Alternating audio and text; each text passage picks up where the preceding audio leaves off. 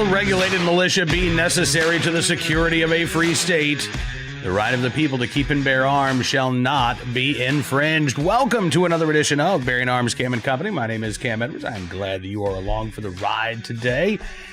Speaking of going along for the ride, I took a little extra, 20-mile journey or so trying to find gas, given that I live on the East Coast and the Colonial Pipeline has been shut down because of the ransomware attack, and the Biden administration has no clue what to do about that. Thankfully, I was able to find some gas tucked away in a out-of-the-way gas station in rural Virginia. I don't know how I'm going to find my next tank. Hopefully, this crisis will be over by the time that arrives, but I'm glad again that you are with us. I'm glad that I'm with you today. And we're going to be talking on the program today about a bill in South Carolina, open carry with training. This is actually, I don't want to call it a compromise measure, but it's a weakened bill compared to constitutional carry, which was also brought up in South Carolina this year, but did not survive a vote in the state Senate. So the next best thing is open carry with training, except that there are some gun owners in the state of South Carolina who are upset about this bill. I'm trying to figure out why, but we're going to get into that in just a moment. Do want to let you know, though, before we get started in earnest, obviously, if you pay attention to this program each and every day, our Second Amendment rights are under attack like really no time in history. I mean, we're talking about a good bill in South Carolina, but there are lots of bad bills out there as well. Colorado lawmakers advancing a bill that would destroy firearms preemption. State of Delaware looking at a handgun licensing bill that would be bad news for potential gun owners in the state of Delaware. Gun control activists, again, they know that this is their window of opportunity to act, and they are trying to take full advantage of that. Well, the Second Amendment Foundation needs you to take action as well. Joe Biden and Kamala Harris have pledged to make taking away your Second Amendment rights a top priority in their administration, whether it's through gun bans, gun confiscation, gun taxes, and, of course, the regulations on firearms, like we talked about on yesterday's program with the DOJ's new announcement about a proposed rule on quote-unquote ghost guns. Well, you can join this fight, and it begins when you text JOIN SAF to 474747. Again, text JOIN SAF to 474747 to pledge your support and become a Second Amendment first responder. All right. And again, we've got a lot of those Second Amendment supporters in South Carolina, but I just find it odd that there are some gun owners out there who are objecting to the open carry with training bill that should be signed into law by Governor Henry McMaster here before long. ABC 15 in South Carolina with a story. It's a step backwards. Horry County gun shop owner against open carry legislation. Yeah, Robert Batista, who is the owner of 707 Gun Shop in Horry County, said he thought it was a good thing that South Carolina was one of 5 states in the country to ban the open carrying of firearms. He says, we're already a concealed carry state. He says, the law is to be able to open carry with a permit, so I don't really see the need. Well, I'll be honest with you. I suspect that most folks who could now choose to carry either openly or concealed, or at least once this bill becomes law, could choose whether or not to carry openly or concealed. I have a feeling that most of them are going to continue to carry concealed. This is a fairly modest change to South Carolina state law, all things considered. We'll get into the benefits of this in just a little bit, but to Batista's objection, he wishes that the legislature had been doing more. He says it's not a step forward. He says, I think there was a lot of gun legislation that we could have passed, like getting rid of gun-free zones. We already had the right to carry a gun. I don't understand why they spent all this time and effort to get this open carry bill. Well, let me explain. I don't think you could have gotten a bill through the South Carolina legislature that would have repealed all gun-free zones in the state. You couldn't get a bill through the South Carolina state legislature this year that would allow for open carry or concealed carry without a license, constitutional carry, which has been adopted so far this year in Montana, Utah, Iowa, one other state. I'm blanking on the states now because there have been so many of them. Texas is getting ready to approve constitutional carry. I mean, we've already seen it pass out of the legislature. It's got to go back for a concurrence vote in the House, but Governor Greg Abbott will sign the bill. Tennessee, that was the other state. So we've already seen 5 states adopt constitutional carry this year, but South Carolina couldn't get it done. So South Carolina's lawmakers were not in favor of pure constitutional carry or permitless carry. No, I don't think that they could have gotten a bill repealing gun-free zones through the state legislature. Now, again, that might be a reason to complain about the Republican supermajority in the South Carolina state legislature, and maybe we need to have some more ardent Second Amendment supporters there in the state Senate and the state House. But the idea that, well, we passed this when we should have been doing more. There were other pro-gun bills introduced to the South Carolina legislature this year. Most of them didn't make enough progress to get to Governor McMaster's desk. This one, on the other hand, did. Now, as for the benefits of open carry with training, Carl Hoffen is the president of the Palmetto Gun Club, and he says, look, I support the law with training. It's open carry with training. Basically, you have to be in possession of a valid concealed carry permit. But he says that this is a step in the right direction. He says the legislation will help those who legally own a gun from being punished if they inadvertently expose their firearm, which right now in South Carolina is a crime. If you're carrying concealed, but all of a sudden, the hem of your T-shirt catches on the butt of your gun, you could be arrested for that. If you're walking down the street and you've got your firearm concealed, but your jacket flips open, you could be arrested for that. So this is a step in the right direction. Not as big a step as I would like to see in the state of South Carolina, but it is a step in the right direction. More importantly, this bill, I think, was dramatically improved by the addition of a couple of amendments to the Senate bill. Now, the House still has to concur with the Senate amendments, and I hope that they do, because I think that these amendments would bring this bill not only from a concealed carry, open carry with training measure, but really would expand the opportunities for South Carolinians to obtain a concealed carry license, because one of these amendments would remove the fee, the $50 fee, for you to obtain a carry license in the state of South Carolina. That fee would be gone, wiped out, no charge to obtain a concealed carry license. That's a huge step forward. Another big step forward in this Senate bill, an amendment that requires the South Carolina Law Enforcement Division to offer concealed carry training free of charge to those who want it and those who can't get it anywhere else. Now, firearm instructors might have a problem with that amendment in South Carolina. You might say, listen, you're going after our business model here if you're saying you can offer these courses free of charge. So I don't know that the House is actually going to concur with that amendment. But I like the idea, honestly. If you can show, and maybe there needs to be some sort of means testing, where if you can show that, your income is at the federal poverty limit or below, and that spending $150 on getting that concealed carry course is going to be a financial burden on you, then maybe the state comes in and says, all right, well, listen, you can take the state-approved course through one of our instructors.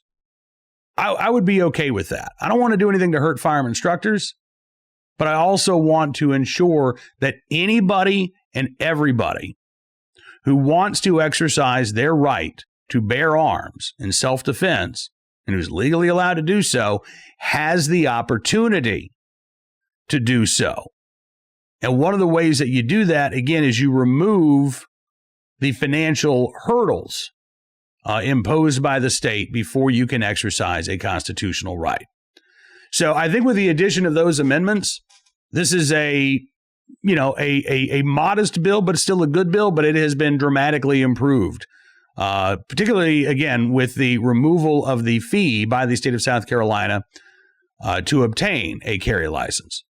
Now, there are also, it should be noted, some objections from gun control activists and those who are opposed to generally any expansion of the right to keep and bear arms. ABC 15 spoke with Elizabeth Bowens, whose son was killed with a firearm. She said, with crime going up across the nation, she doesn't understand why lawmakers would even consider open carry with training. She said, quote, the violence is going up and all of that. The homicide and deaths are going up. The rates increased itself. So why would you sign a bill if the crime rate's already up here? Why would you make people more fearful? Because they're frightened already. People are very frightened already. So why would you put more fear in people? And to that, I would reply to Elizabeth Bowens that this isn't about putting more fear in people, except maybe bad guys. Yeah, it is true. Crime is up in South Carolina. Crime is up in many places across the country, including places with very restrictive gun control laws like New York City, Los Angeles, Chicago, San Francisco. The commonality in those cities in South Carolina is that it is not legal gun owners or concealed carry holders, or in the case of South Carolina, carry license holders, who are committing these violent crimes. So making it easier for responsible citizens to protect themselves with a firearm is not going to lead to an increase in homicides or shootings or carjackings or home invasions, because these people aren't committing these crimes already. The existing body of concealed carry licensees in South Carolina are not the individuals who are driving up the state's crime rate. These are people who illegally possess a gun, illegally use a gun, in many cases are not legally eligible to own a firearm. Making it easier for the law-abiding to exercise a constitutional right shouldn't make anybody afraid, unless, again, you've got ill intent in your heart and you're now worried about running across an armed citizen. Again, do I wish this bill were stronger? Do I wish it were a pure constitutional carry bill? Of course I do. Am I disappointed that a state that is so deeply red in terms of its politics didn't take that step this year? Yep, I sure am. But that doesn't mean that this is a bad bill. And my hope is that if this bill becomes law, then next session, lawmakers can go back and say, look, open carry with training didn't cause the problems that people said it was going to cause. The wild, wild west did not erupt. We don't have shootouts in the parking lots of Burger King. Let's go ahead and take the next step here and say that if you can legally own a firearm, then you can legally carry it. By the way, one of the other objections in South Carolina is that this would actually lead to more police involvement, more, stop and frisks, more up against the wall, I'm going to pat you down. I think it's going to lead to less of that. If you're concerned about over-policing in this country, and if you're concerned about over-policing in the state of South Carolina, you should be all in favor of this open carry with training bill, because as I said, no longer can police or would police be able to arrest you because you inadvertently exposed your firearm and you were, for a few seconds open carrying when you have a concealed carry license. This would cut down on over-policing. This would likely cut down on arrests for nonviolent possessory offenses, allowing law enforcement to focus more of their efforts on going after individuals who are actually committing violent crimes, which is something, by the way, that neither gun control advocates nor many violence prevention advocates will talk about. All right, let's turn our attention now to our armed citizen story, our good deed of the day, our recidivist report. We'll start there. Out of a state with plenty of gun control laws on the books that don't seem to be doing much, 16-year-old San Bernardino arrested in a fatal shooting of a Rialto, California man. This is from the Press Enterprise newspaper. 32-year-old Andrew Flores, identified as the victim in this shooting, which took place back on April 27th in San Bernardino, California. And according to the Press Enterprise, the 16-year-old, who's not being named because he's a juvenile, was already on probation at the time of this shooting. What was he on probation for? Quote, carrying a stolen concealed firearm and vandalism. All right. Vandalism in a 16-year-old, I can see maybe probation for that offense. In fact, I wouldn't have a problem with probation for that offense. 16-year-old carrying a stolen gun? And he got probation? Really? I mean, keep in mind, in California, it's a crime for you to have a gun without, for you to carry a gun without a license, right? It is against the law for you to acquire a gun without going through a background check. It is against the law for you to acquire ammunition without going through a background check. You can be put in prison for all of those crimes.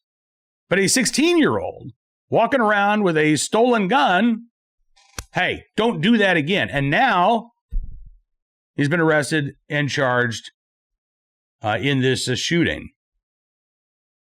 It's just, again, this is just another example of the mindlessness of gun control advocates who always think the answer is put in another law on the books, while increasingly, particularly for those gun control advocates on the left, they want a couple more gun control laws on the books with less actual policing and certainly less actual consequences for committing both nonviolent and even violent offenses. In California, this actually is a big issue here. There's a bill called the Anti-Racism Sentencing Reform Act that is making its way through the legislature that would significantly reduce sentences for gun-related crimes. According to this bill, if a gun is used during a violent felony offense, such as robbery, California's 10-20 life gun enhancement applies. A 10-year enhancement is available for any use of a gun, which is increased to 20 years if the gun is discharged and 25 to life if great bodily injury or death occurs. And Democrats in California have a problem with that. AB 1509 would eliminate the use of most gun enhancements and would reduce significantly many others, modifying them from 10-20 to life to 1 extra year, 2 extra years, or 3 extra years. Yeah, that's it. So you've got this situation in California where the Democrats in charge of the state are busy trying to impose more restrictions on those who would be legal gun owners while trying to reduce the sentences for individuals who use the gun in the commission of a violent crime. I mean, I don't know any other word to describe it other than insanity. But that's what's taking place in California right now. Today's armed citizen story from Frankfort, Kentucky, where an alleged burglar shot and killed after breaking into a home in Frankfort. According to the Frankfort police, this was Tuesday, about 9:35 in the morning. Dispatch called to a burglary in progress. The caller did tell the 911 dispatcher, look, I've shot this guy. When police arrived, they found 35-year-old Stephen Smallwood. He was taken to a local hospital before he succumbed to his injuries just after 5 p.m. yesterday. Frankfort police say an investigation is underway, but based on what we know, this would appear to be a case of self-defense. We'll try to bring you any additional information as it becomes available. And finally today, our good deed of the day down in the great state of Georgia. This is actually a Maryland news story because you have a former lifeguard from Maryland in the right place at the right time, willing and able to do the right thing to save a woman from drowning. Ryan Smith was a lifeguard back in Ellicott City, Maryland, graduated from Mount Hebron High School, became a police officer in Montgomery County, Maryland, before he transferred down to Georgia and made the right move, by the way, to Marietta. He's now with the Marietta Police Department. And he says he was out with his girlfriend and his girlfriend's mom at a restaurant. He said, we noticed a woman in a raft struggling in the water. And he said, when I reached the woman, she was blue and purple. But he was able to rescue her, and she is going to make a full recovery. Ryan said, quote, it was a rush, but that's what I'm trained to do as a 15-year-old lifeguard to a police officer. So Ryan Smith, officer there in Marietta, Georgia, again, in the right place at the right time, willing and able to do the right thing. We thank you, sir, for your very good deed. And I want to thank each and every one of you who is a VIP member of BearingArms.com for joining. Well, I also want to give the folks who are not a VIP member the opportunity to do so. All you have to do is go to BearingArms.com/subscribe and use the promo code GUNS. That'll get you 25% off of your VIP membership. You're going to get exclusive analysis. commentary. If you upgrade to a VIP Gold membership, you're going to get access to members-only events like the live chat we'll be doing today with Ed Morrissey from Hot Air talking about the NRA's attempt at bankruptcy, which failed yesterday when a federal judge in Texas denied the organization's attempt to file bankruptcy in Texas, as well as all kinds of other great commentary and analysis from throughout the Town Hall family, whether it's townhall.com, Hot Air, Red State, Twitchy, PJ Media, and of course, BarryandArms.com. We really do appreciate your support. It allows us to do things like send Julio Rosas out to wherever riots are happening, or to even do programs like this each and every day, bringing you the latest Second Amendment news and information. So again, you can go to BarryandArms.com/subscribe and then use the promo code GUNS for 25% off of your VIP membership. Don't forget as well that you can subscribe to Town Hall Media on YouTube. That way you'll never miss one of these programs. Or you go to rumble.com, check out Barry and Arms Cam and Company. You can also find Barry and Arms Cam and Company on Apple Podcasts, Amazon Podcasts, Spotify, SoundCloud, Stitcher, the townhall.com podcast page. We do try to make it as easy as possible for you to get what you need. And we'll be back tomorrow with more of the latest Second Amendment news and information from all across the nation. But until then, be well, be safe, and be free.